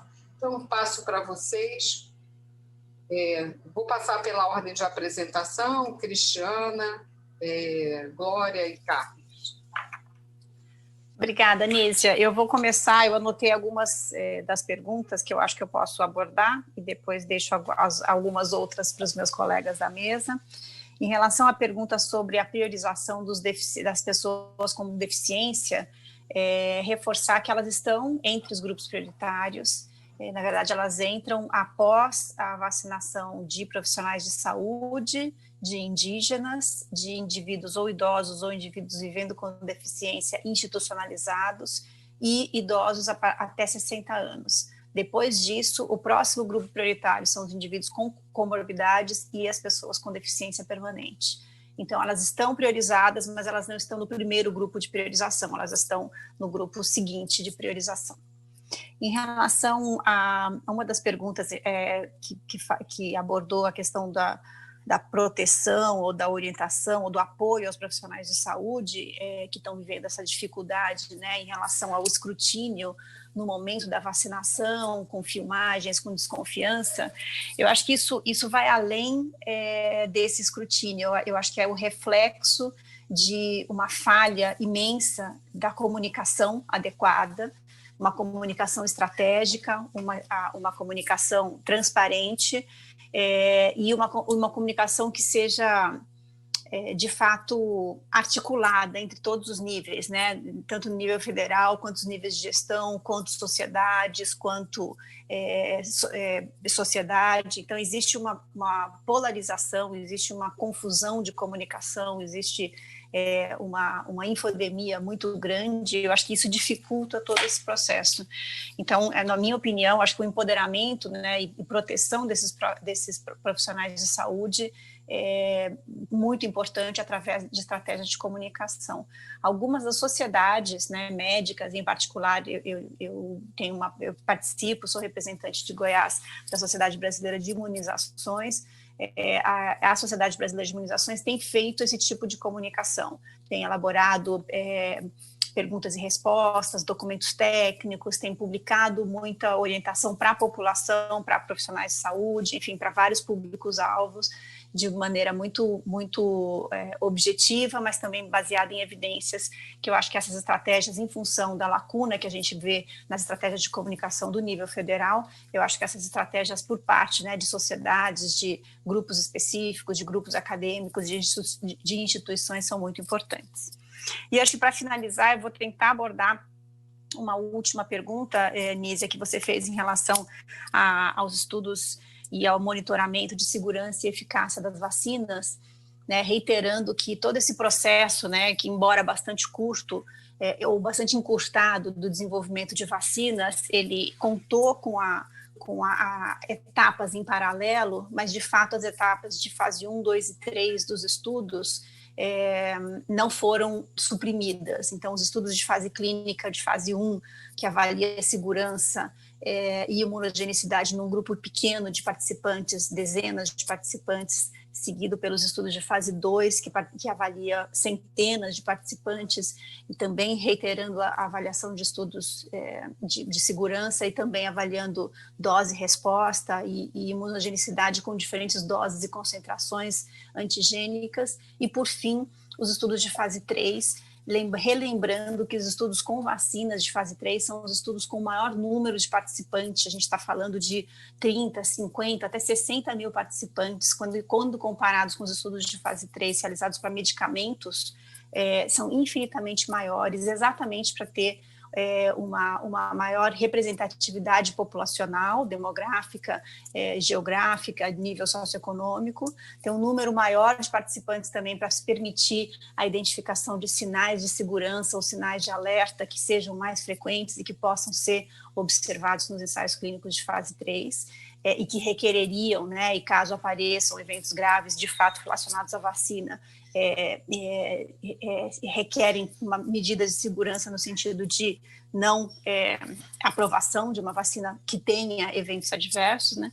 Então, isso é avaliado, isso foi avaliado, e relembrando que as vacinas que foram aprovadas e registradas, estão sendo utilizadas, elas têm um perfil de eficácia e de segurança adequado. Como todas as intervenções, todas as tecnologias médicas, existem eventos relacionados à vacinação, são, em geral, eventos, na grande maioria, eventos leves, alguns moderados, mas eventos corriqueiros, como você fala, dor de cabeça, cansaço, dor local, eventualmente pode ter febre, enfim, cada uma das vacinas tem esse perfil, tem o seu perfil e as suas características particulares, mas que são mínimas e são aceitáveis, e relembrando a importância dos estudos, então, de fase 4, isso para todas as vacinas, para todos os medicamentos, que são, de fato, estudos pós-comercialização ou pós-aplicação populacional de vacinas ou de medicamentos, e que é necessário monitoramento contínuo, detalhado e prospectivo, para continuar esse monitoramento de segurança e se avaliar também, eventualmente, eventos raros que podem acontecer, mas que aí a relação de risco-benefício em função da raridade e da frequência desses eventos vai ser avaliada. E, finalmente, lembrar que algumas lacunas, de fato, a gente tem em relação à eficácia. Quais são? A duração da proteção, a gente não tem, porque os estudos não fizeram um segmento de até 12 meses, que, em geral, é feito para avaliar a duração de imunogenicidade e a duração da proteção. E a gente também ainda não tem, porque não existia no momento em que os ensaios clínicos foram feitos, a maioria deles, a eficácia e principalmente a efetividade dessas vacinas contra as variantes. Então, fundamental, isso está sendo trabalhado, padronizado, e tentar estimular que grupos em vários países, de fato, avaliem a efetividade das diversas vacinas, e aí já, né, com estudos de efetividade populacional em relação às diversas variantes que estão circulando em lugares diferentes e, eventualmente, de novas variantes que vão emergir. Eu deixo as demais questões e complementação para respostas dessas questões também para os meus colegas, e queria aproveitar que a fala está comigo para agradecer ao convite, Nízia, dessa discussão, agradecer a todos pelas perguntas, pelas colocações, pelas considerações. Aprendi muito com os meus colegas, a Glória e o Gadelha, e sempre muito bom estar com vocês. Boa noite. Cristiana, passo então para a Glória corresponder, Glória, né, o que você achar importante responder das perguntas e também seus comentários finais, por favor. Só vou fazer um comentário com relação ao que a Cristiana falou. Eu acho fundamental que que o SUS tem uma vigilância de efeitos adversos de eventos pós-vacinação.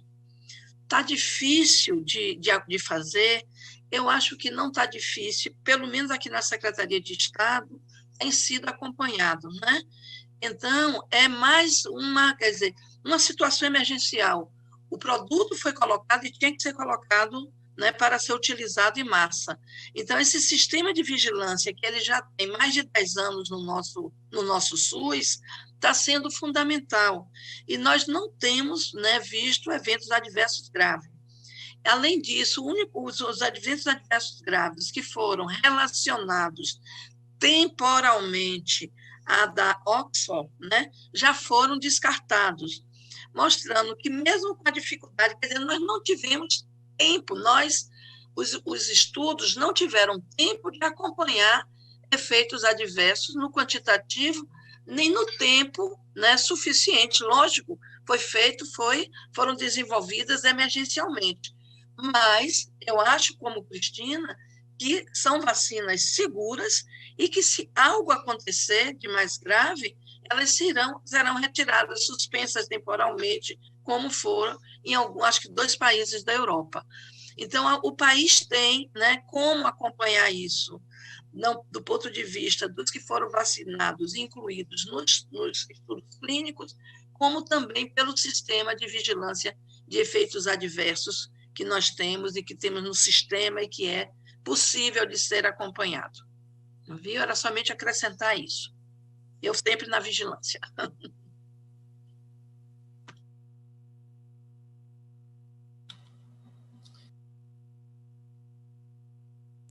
Obrigada, Glória. Obrigada pela participação, por esse seu comentário. Passo, então, para Carlos Gadelha.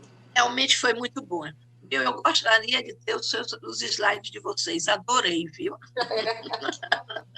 Vamos compartilhar, não é, colega? Vamos compartilhar. Lógico. Vou só fazer 2 breves comentários sobre as questões que acho que eu posso ajudar mais, né? Na questão da patente, da propriedade intelectual, só 2 observações. Eu acho que existe uma questão geral é que o pacto da Convenção de Paris, qual era o pacto? A gente dá um estímulo ao inovador, ele pode se apropriar com monopólio por um período, e depois o conhecimento cai em domínio público. Esse era o pacto. O tempo de patentes hoje está em 20 anos. Na velocidade da inovação, que eu coloquei aqui, né, eu enfatizei, né, a vacina para a Covid, 1 ano. 20 anos é monopólio eterno. O pacto da Convenção de Paris está rompido. A Organização Mundial da Saúde, aliás, eu espero que com esse contexto ela se torne mais importante do que a Organização Mundial do Comércio. Assim, né, eu acho que a gente tem que rediscutir o pacto, foi rompido. Hoje o pacto é o retorno para quem trouxe um novo produto sem nenhuma contrapartida do conhecimento cair em domínio público, porque 20 anos é a eternidade. Na questão concreta, acho que a gente tem que ser muito cuidadoso. Eu fiquei muito mais preocupado com o que eu li da resistência aos países a ter a cláusula de estímulo à transferência de tecnologia, isso ocorreu há 2 dias atrás, se eu não me engano, do que ou seja, se houver uma resistência, como existe aquela assimetria que foi mencionada, à transferência de tecnologia, nós vamos trancar o sistema em pouquíssimas empresas e pouquíssimos países. Então, eu digo, eu não posso discutir a questão das patentes sem estar com a discussão casada da viabilização dos processos de transferência de tecnologia, porque nós estamos num ponto de partida muito desigual e com alguma chance de alguns países, algumas regiões. Eu costumo até dizer, eu não oponho o nacionalismo à globalização. O Brasil e a Fiocruz é muito solidária, sempre que ela tem conhecimento e tecnologia. Aí ela pode ser solidária com a África, com a América Latina. Quando não tem conhecimento, não dá nem para ser solidário. Então, cooperação global solidária envolve... Então, eu chamo a atenção que o aspecto de viabilizar as transferências de tecnologia em curso para reduzir o monopólio, eu falo para meus amigos economistas liberais, concorrência faz bem, né? Vamos reduzir monopólio, mais países, mais empresas, mais gente fazendo. A vacina para a Covid foi um bom exemplo, né? Ter variedade da dinâmica evolucionista é muito bom, né? Então, eu acho que é um pouco isso da gente só ter o cuidado de olhar para um lado e não olhar para o lado da transferência de tecnologia como algo decisivo no contexto atual, inclusive na situação concreta do Brasil, da Fiocruz e do Butantan. Eu acho que isso aqui é muito importante a gente falar. Certas coisas, como licenciamento voluntário, compulsório, entre outras, você nunca avisa antes, você faz. Nunca avisa, você faz. Bom, só uma consideração. Bom, mas eu acho que a moratória, a ideia de você ter um pacto para atenuar os direitos de propriedade durante a pandemia, junto com cláusula de transferência, é totalmente necessário. Hoje, o que as empresas estão... Eu só estou dando uma notícia, mas o que as empresas estão anunciando? Eu vi hoje o anúncio da Pfizer, anunciando, acionistas, aguardem um pouquinho, porque já já o preço volta a aumentar. É isso que está sendo anunciado. Nós vamos ter problema de acesso no futuro. Por isso que a aposta nas vacinas são as vacinas que permitem a universalidade. Eu vi hoje, né? Está na matéria, da Intercept, né? Assim, posso depois disponibilizar também. A segunda questão mais rápida, da Beth Hartmann, das medidas restritivas que são fundamentais, aí o lado meu economista, que elas têm que vir junto com medidas de transferência de renda e com medida de apoio à população. Gente, o FMI propõe isso, o Banco Mundial propõe isso, os economistas que eram mais tradicionais, conservadores, estão todos propondo gasto público, transferência de renda para viabilizar a gente sair, a gente vai sair mais forte do ponto de vista, não apenas de economia, de uma sociedade que fique de cabeça em pé e não com mais de 3 mil pessoas morrendo por dia. Né? Então, é dizer, as medidas restritivas com suporte de renda para que as pessoas possam ficar em casa, possam cumprir o distanciamento e campanhas agressivas de divulgação e disseminação, que não é propriamente a minha área, mas que são necessárias. Mas sem transferência de renda para viabilizar a necessidade de radicalização do distanciamento social, vai ficar muito difícil. Tem que ser rápido, porque a fome tem pressa. né? Tem que ser rápido, não pode ser um processo que demore. Então, só dizendo, Beth, né, que perguntou, eu estou aqui me metendo um pouco nas áreas, mas falando do lado econômico, né, das restrições têm que ser radicalizadas no momento atual, né, isso né, mas junto com políticas de sustentação econômica para a população, para a grande maioria da população que precisa. Gente, eu queria agradecer demais e aprendi a beça e foi um prazer. Obrigado pelo convite e parabéns a Brasco também e enfim, a toda essa área de política, planejamento e gestão em saúde. Obrigado. Gente, estamos caminhando para o encerramento de uma sessão tão rica de questões pelos nossos palestrantes. Eu vou só ler aqui o comentário de Rosângela Caetano, antes de encerrar. Rosângela nos diz que, pelo andar da carruagem, o país vai demorar e muito para atingir níveis de vacinação minimamente adequados, uma vez que são necessárias 2 doses. Então, ela lembra a importância das medidas de isolamento, que ainda são tão necessárias. Acho que já falamos bastante agora também nesses comentários, Rosângela e também Beth Ashman, que o Carlos comentou agora, lembrar que nós temos aí em vários estados medidas que vão variando um pouco, mas no sentido desse isolamento mais rígido, em muitos casos, em muitos estados. Eu acho que a situação da pandemia é dramática e não deixa realmente muitas alternativas. Eu acho que a questão é como vamos fazer isso, vamos sair dessa fase terrível que estamos, como vamos lidar, não é, com essa pandemia, com vacinação. Então, acho que isso vai ser muito importante, a informação e a comunicação.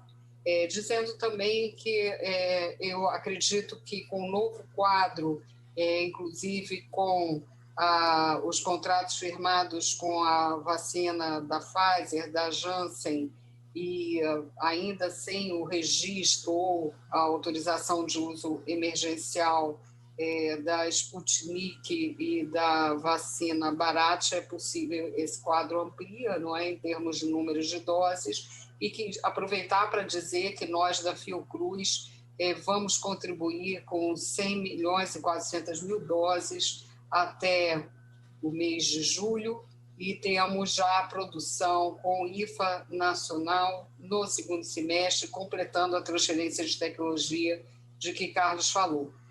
Também aproveito para responder uma pergunta sobre a produção de trombos pela vacina da AstraZeneca. Não houve nenhuma constatação, seria até uma questão que Cristiana, que acompanhou todo esse debate de dentro da OMS, né, responder, mas eu posso reiterar aquilo que ela comentou na sua exposição, né, tanto a Organização Mundial de Saúde quanto a Agência da União Europeia reiteraram a eficácia e a segurança da vacina. Quando há uma vacinação em massa, é possível, né, o aparecimento de eventos, sendo que, em geral, eles foram vistos como inferiores a eventos de trombose no geral da população. E há casos que estão sendo investigados, como faz parte, não é, de toda a história, né, da vacinação. Então, a orientação foi muito clara e precisa, não é, em relação aos benefícios da vacina, e foi isso também que a Cristiana reiterou aqui. Bem, eu quero, assim, nesse comentário final, agradecer muito novamente a todos que estão conosco aqui, a Brasco, na pessoa de sua presidenta, Gunnar Azevedo. Esse congresso de políticas, ele está vindo num momento tão sensível, né, que coloca em evidência, como eu disse no início, essa relação entre ciência e política. E uma vez que o Carlos lembrou, né, saúde e desenvolvimento, colocando né, saúde é desenvolvimento, eu trago também Sérgio Aroca, lembrando que saúde é democracia, não é? Então, são pilares, não é, fundamentais da saúde, ao mesmo tempo que a saúde é também estruturante tanto da democracia quanto de uma visão de desenvolvimento quando precisamos hoje, né? Infelizmente, essa pandemia desvelou isso, ao mesmo tempo que ela trará um impacto em mais desigualdades, né? Ela não só reflete desigualdades pré-existentes, como também ela poderá provocar mais desigualdades, e um pouco dessas faces da desigualdade foram abordadas de uma maneira excelente pelos nossos palestrantes. Por fim, eu queria falar das urgências, né? O Carlos lembrou do auxílio emergencial. No momento em que nós estamos vivendo um processo de muitas dificuldades, principalmente pelas populações em situação de uma maior vulnerabilidade. São dificuldades dos profissionais de saúde também, como bem aqui lembrado, mas principalmente as populações de menor renda, de menor acesso, né, a bens públicos, nesse momento estão lidando já com o fenômeno da fome.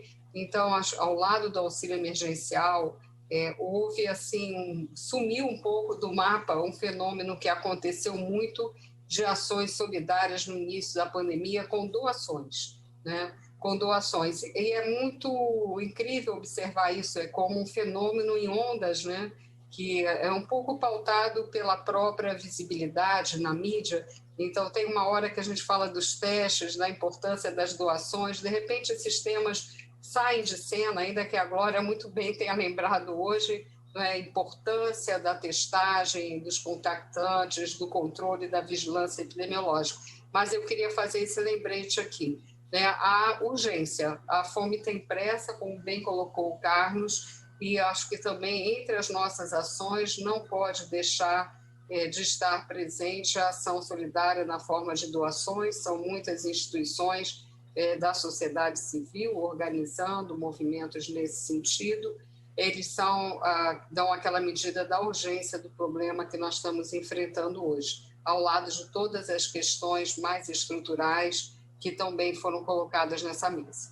Então, eu quero terminar assim, dizendo que é a tradição da saúde coletiva, que é a tradição do debate de ideias muitas vezes diferentes, mas com vistas a fortalecer a nossa agenda em que o processo civilizatório desencadeado pelo nosso Sistema Único de Saúde é uma pedra angular, que nós precisamos reiterar nesse momento, né? É isso que nos dá força, é isso que nos dá ânimo para seguir em frente nesse momento de dificuldades. Então, um abraço muito grande, obrigada a todos vocês e especialmente aos nossos palestrantes que trouxeram tantos conhecimentos, reflexões e abertura para o diálogo nesta noite de março, né, de um mês tão difícil nessa pandemia. Um abraço muito grande e boa noite.